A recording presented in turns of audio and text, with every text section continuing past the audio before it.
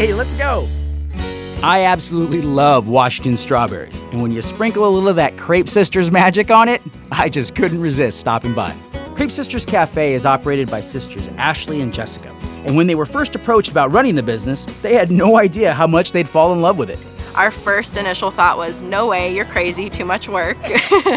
And then actually we started dreaming, and just the idea of being business owners together really sparked. We really try to focus on berries and just the freshness of the crepes. I've waited all day to try this crepe. It's the lemon curd with strawberry. You gotta come down and find Crêpe Cafe and get yourself one of these. I'm pretty sure I'm not the only one that loves this one. Let's see what other people think. It's delicious. Really, really, really great. The lemon, the strawberry.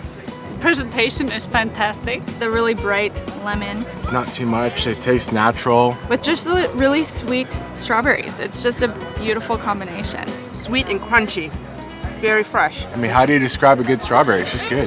Yeah, I love it. I'm coming back. I would order it over and over again.